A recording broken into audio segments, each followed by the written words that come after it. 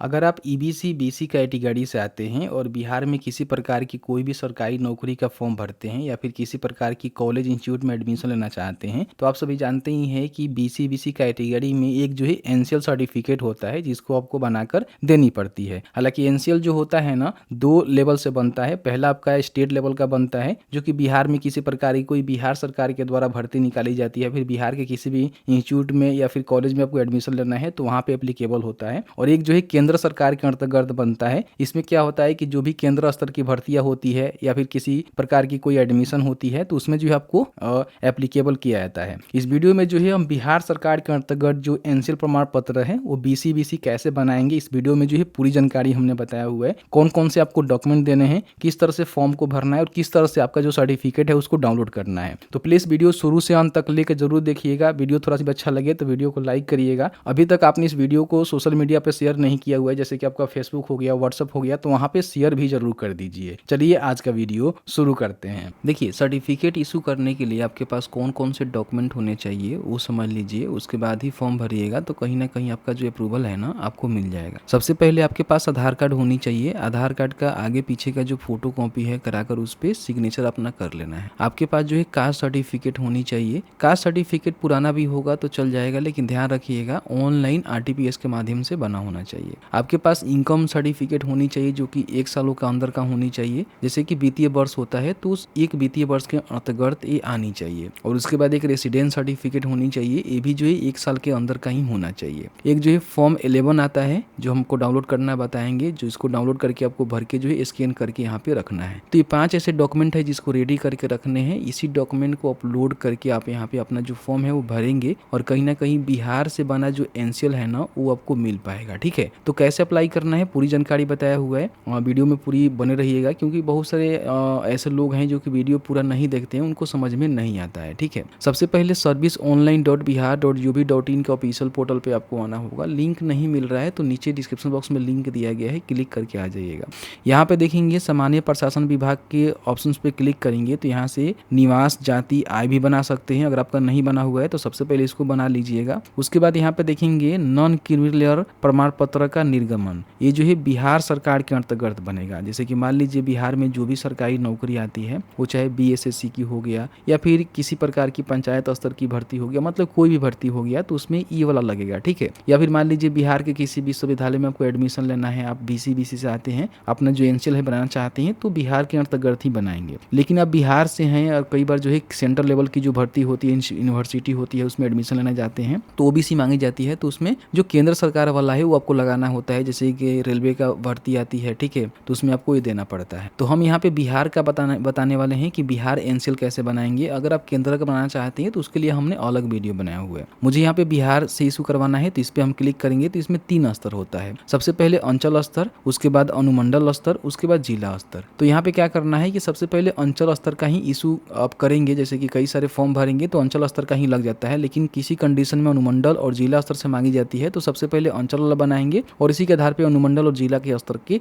Issue किए जाते हैं सर्टिफिकेट। ठीक है, तो अंचल स्तर के बटन पे क्लिक करेंगे तो आपके सामने एक जो है छोटा सा फॉर्म खुल के आएगा जिसको स्टेप बाय स्टेप भरना है। बहुत सारे अभ्यर्थी क्या करते हैं, गलती करते हैं। बहुत सारे स्टूडेंट क्या करते हैं, गलती करते हैं, जो गलती आपको नहीं करना है फॉर्म भरते समय। ठीक है, सबसे पहले बताएंगे कि क्या आपके पास कोई ओल्ड सर्टिफिकेट इशू आपने करवाया हुआ है। अगर आप करवाए हैं तो यहाँ पे हाँ करेंगे तो यहाँ पे आगे चल के आपको जो है ज्यादा दिक्कत नहीं होने वाला है। लेकिन अगर आपने नहीं करवाया हुआ है तो सीधे यहाँ पे नो करेंगे। उसके बाद यहाँ पे जेंडर बताएंगे कि मेल है कि फीमेल है, यहाँ पे अपना जेंडर का सिलेक्शन करेंगे। अगर कोई अभिवादन देना चाहते हैं तो यहाँ पे दे सकते हैं, जैसे कि सीरी वगैरह वगैरह। नहीं देना चाहते हैं ऐसे ही छोड़ दीजिएगा। एप्लीकेंट का जो भी नेम है उसके आधार कार्ड और मैट्रिक के सर्टिफिकेट पे देख लीजिएगा, दोनों पे सेम होनी चाहिए तो उसके हिसाब से यहाँ पे भरना है। जैसे कि मान लीजिए एप्लीकेंट का नेम यहाँ पे लिखेंगे, जैसे कि मान लीजिए डेमो यहाँ पे लिख रहे हैं। ठीक है, और स्पेस प्रेस करेंगे तो यहाँ पे ऑटोमेटिकली जो है डेमो टाइप हो जाएगा हिंदी में। अगर एक गलती करता है तो आप अपने हिसाब से इसको सही कर लीजिएगा।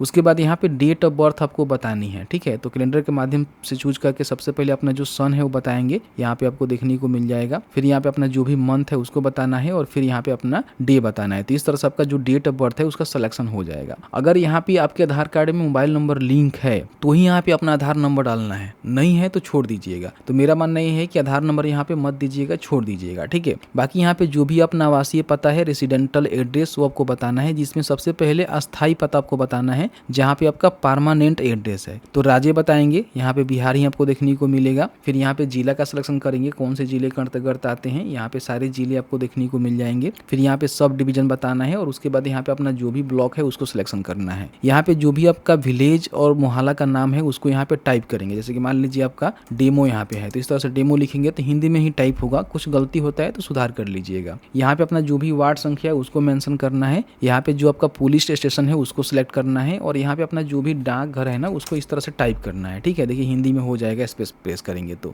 अगर आपके पास होल्डिंग नंबर है तो यहाँ पे दे सकते हैं, नहीं है तो छोड़ दीजिएगा। सर्किल नंबर है तो दे सकते हैं, नहीं है तो छोड़ दीजिएगा। अब यहाँ पे अपना जो भी स्थानीय निकाय का प्रकार है बताना है कि आप पंचायत से आते हैं, नगर निगम से आते हैं, नगर परिषद से आते हैं, फिर नगर पंचायत से आते हैं। जहाँ से भी आते हैं उसको टिक करेंगे और यहाँ पे अपना जो भी पिन कोड है उसको मेंशन करेंगे। और यहाँ पे पंचायत से आते हैं तो अपने पंचायत का सिलेक्शन करेंगे। अगर आप नगर निगम नगर निकाय से आते हैं तो उसका सिलेक्शन करने का ऑप्शन आपको देखने को मिलेगा। अब यहाँ पे देखिए जो आपका टेम्पोररी एड्रेस है, फिलहाल जहाँ पे आप रह रहे हैं, अगर सेम है तो आप यहाँ पे टिक कर सकते हैं, लेकिन अलग है तो अलग भरिएगा। इन बातों को विशेष पे ध्यान रखिएगा, समझ रहे हैं ना। बहुत सारे लोग जो है गलती करते हैं। मान लीजिए आपका परमानेंट एड्रेस जो है बिहार है और फिलहाल आप मान लीजिए दूसरे किसी स्टेट में रह रहे हैं, तो यहाँ पे देखेंगे दूसरा स्टेट का भी सिलेक्शन करने का ऑप्शन आपको देखने को मिल जाएगा। ठीक है, तो प्रेजेंट में आप जहाँ हैं फिलहाल रह रहे हैं उसको बता सकते हैं, नहीं है सेम ऊपर वाला है तो यहाँ पे टिक करेंगे तो सेम वही यहाँ पे देखेंगे फिल हो जाएगा। ठीक है, यहाँ तक गलती आपको नहीं करना है। फिर यहाँ पे अपना जो भी रिलीजन है उसको बताना है कि आप जो है कौन से रिलीजन से आते हैं, हिंदू है, मुस्लिम है, सिख है, ईसाई है, तो यहाँ पे अपने हिसाब से देंगे। और उसके बाद यहाँ पे अपना जो भी पिन कोड वगैरह वगैरह है वो आपको देखने को मिलेगा, सर्किल नंबर, होल्डिंग नंबर, तो इसको छोड़ सकते हैं, डालना जरूरी नहीं है। यहाँ पे अपना जो कैटेगरी है आपको बताना है, तो दो ही कैटेगरी का जो एनसीएल है ना बिहार से बनता है, जैसे कि अत्यंत पिछड़ा वर्ग और पिछड़ा वर्ग। तो जो भी कैटेगरी से आप आते हैं उस कैटेगरी का सिलेक्शन करेंगे, तभी आपका जो है जाति का सिलेक्शन यहाँ पे हो पाएगा। क्योंकि बहुत सारे लोग जो है अपने जाति का सिलेक्शन सही से नहीं कर पाते हैं, आगे चल के उनको प्रॉब्लम होता है। तो सबसे पहले मेक श्योर कर लीजिएगा आप जो है किस वर्ग से आते हैं, उस वर्ग का सिलेक्शन करेंगे तो अपने जाति का जो है सिलेक्शन करने का ऑप्शन यहाँ पे देखने को मिलेगा। जैसे कि मान लीजिए अत्यंत पिछड़ा वर्ग से आते हैं तो इसमें देखेंगे जैसे कि यहाँ पे कपरिया है, कानू है, कलंदर है, कोच है, कादर, कोरा, करबत, खटवा, खटौली, खंगर, खटिक, इस तरह के जो जाति है ना आपको यहाँ पे देखने को मिलेगा। ठीक है, तो उसका सिलेक्शन यहाँ पे करना होगा। फिर यहाँ पे ऑटोमेटिकली जाति का जो सूची है ले लिया जाएगा और उपजाति कोई होगा तो बता सकते हैं, नहीं तो इसको छोड़ देंगे, उसका क्रमांक यहाँ पे आ जाएगा अगर आपका है, अगर नहीं है तो ऐसे ही छोड़ देंगे। पेशा क्या करते हैं आप यहाँ पे देखेंगे तो बहुत सारे काम आपको देखने को मिलेगा। छात्र हैं, सरकारी सेवा से हैं, निजी सेवा से हैं, व्यापारी हैं, किसान है, गृहिणी है या फिर अन्य है। अगर आप छात्र हैं तो छात्र का सिलेक्शन करेंगे। यहाँ पे अपने फादर का जो नेम है आपको यहाँ पे इंग्लिश में लिखना है और स्पेस प्रेस करेंगे तो यहाँ पे हिंदी में टाइप हो जाएगा। फिर यहाँ पे मदर का नेम आपको लिखना है, ये भी यहाँ पे हिंदी में टाइप हो जाएगा।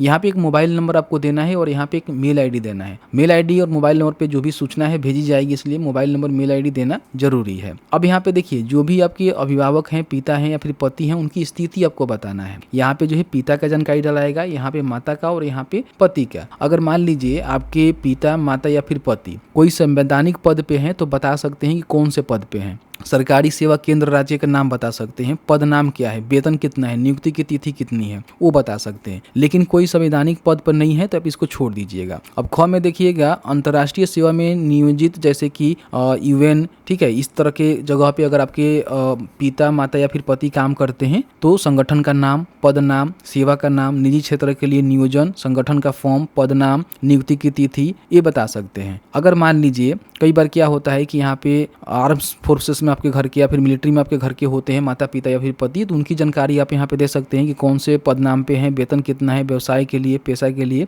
ये सारी चीजें बता सकते हैं। संपत्ति का विवरण यहाँ पे दे सकते हैं। ठीक है, उसके बाद यहाँ पे देखेंगे जो भी आवश्यक बच्चे हैं उनकी जानकारी यहाँ पे बता सकते हैं, उनकी पता, क्षेत्रफल, डिसमिल जमीन बता सकते हैं कि और चीज आपके पास जमीन कितना है। सिंचित जमीन का प्रतिशत बिहार के सीलिंग कानून के अंतर्गत बिहार अंचल अधिकारी से सत्यापित होना चाहिए अगर आपके पास है तो। फिर यहाँ पे देखेंगे कुल सिंचित आपके पास और सिंचित जमीन एकड़ डिसमिल में कितनी है वो आपको बताना है। प्लॉट, फसल, पता, क्षेत्र, एकड़ पर आपको बतानी है। प्रति जमीन अगर आपके पास है शहरी के लिए तो बता सकते हैं, नहीं है तो छोड़ सकते हैं। ठीक है, फिर यहाँ पे देखेंगे संपत्ति का जो इस्तेमाल होता है वो वगैरह वगैरह बता सकते हैं। लेकिन अगर इस प्रकार का कैंडिडेट नहीं है तो इसको भरना मैंडेटरी नहीं है। ठीक है, इसको छोड़ दीजिएगा। लेकिन यहाँ पे जो झ वाला है ना इसको आपको भरना पड़ेगा। ठीक है, अब इसमें देखिए विशेष रूप से ध्यान रखना है कि आपको क्या क्या भरना है। यहाँ पे क्या करना है कि सबसे पहले आपके घर में कोई नौकरी से आय है वो आपको बताना है और ध्यान रखेंगे जो भी आप आय प्रमाण पत्र समर्पित समर्पित कर रहे हैं ना, उसकी अकॉर्डिंग ही जानकारी भरना है। अगर आपके आय प्रमाण पत्र में नौकरी से कोई आय दिखाया गया है, उसको यहाँ पे भरना है। अगर नहीं है तो यहाँ पे 0 कर दीजिएगा। अगर कोई व्यवसाय से आय आपके आय प्रमाण पत्र में है तो उसकी जानकारी यहाँ पे भरेंगे कि हाँ, व्यवसाय से जो है इतना हमें आय आती है, वो आपके आय प्रमाण पत्र में देखने को मिल जाएगा। पेंशन से कोई आय आता है तो बता सकते हैं, कृषि से कोई आपका आय आता है तो आप यहाँ पे बता सकते हैं। ठीक है, तो इस तरह से आपका जो है आय यहाँ पे टोटल कैलकुलेट करके वार्षिक आय आपको देखने को मिलेगा। आपके आय प्रमाण पत्र में जो भी मेंशन होगा, जैसे कि व्यवसाय से कितना है, कृषि से कितना है, नौकरी से कितना है, पेंशन से कितना है, वो यहाँ पे बताएंगे। अपने मन से नहीं भरना है, ध्यान रखिएगा। जो भी आप आय प्रमाण पत्र आगे अटैच करेंगे उसके हिसाब से ही भरना है। क्या आप कर भुगतान करते हैं? अगर आप ITR फाइल करते हैं तो आप यहाँ पे हाँ करके अपना जो भी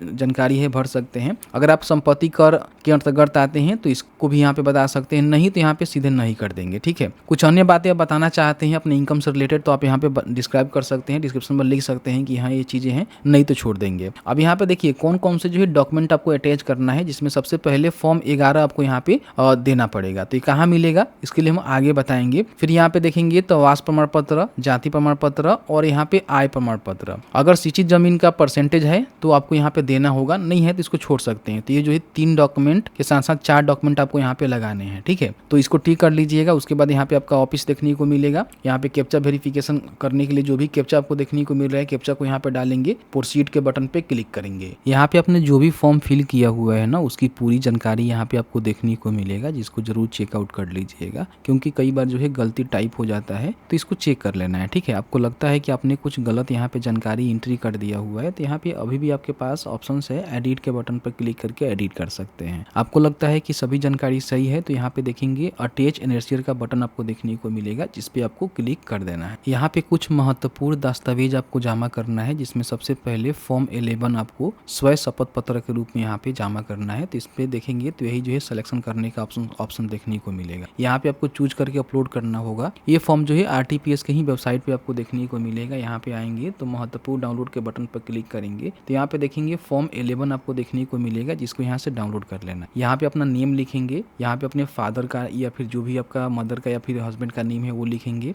गाँव शहर यहाँ पे लिखेंगे, पोस्ट ऑफिस, थाना, प्रखंड, अनुमंडल, जिला, राज्य। ठीक है, फिर यहाँ पे मैं कौन से जाति से संबंध रखता हूँ वो आपको बताना है। और फिर नीचे आने के बाद जो भी आपका आय प्रमाण पत्र बना है उसमें पिता की जो वेतन वार्षिक आय रुपए में है ना, वो आपको शब्द में यहाँ पे लिखना है कि कितना है। ठीक है, ध्यान रखिएगा। और बाकी यहाँ पे देखिए मेरे माता पिता की अन्य स्रोतों से बिजनेस प्रोफेशनल सहित कुल वार्षिक आय कितना है वो आपको लिखना है। अगर वेतन से कोई वार्षिक आय है तो यहाँ पे आपको लिखना है, नहीं है तो 0 कर देंगे। और बाकी यहाँ पे जो भी मेरे माता पिता के अन्य स्रोत से जो बिजनेस प्रोफेशनल सहित हो गया, कुल वार्षिक आय जो भी आपके आय प्रमाण पत्र में है ना, वो आपको यहाँ पे मेंशन करना है। यहाँ पे अपना सिग्नेचर करके अपना नाम लिखना है और यहाँ पे स्थान दिनांक लिखकर इसको स्कैन करके यहाँ पे आपको अपलोड करना है। ठीक है, तो चूज फाइल के बटन पे क्लिक करके यहाँ पे अपलोड कर दीजिएगा। उसके बाद यहाँ पे रेसिडेंट सर्टिफिकेट आपको देना है तो उसको भी आप यहाँ पे अपलोड कर लीजिएगा। फिर यहाँ पे इनकम सर्टिफिकेट आपको देना है, उसको भी यहाँ पे अपलोड कर लीजिएगा। फिर यहाँ पे देखेंगे कास्ट सर्टिफिकेट में BC जो भी आपका कास्ट सर्टिफिकेट है उसको यहाँ पे आपको देना है, जिसको जाति प्रमाण पत्र बोला जाता है।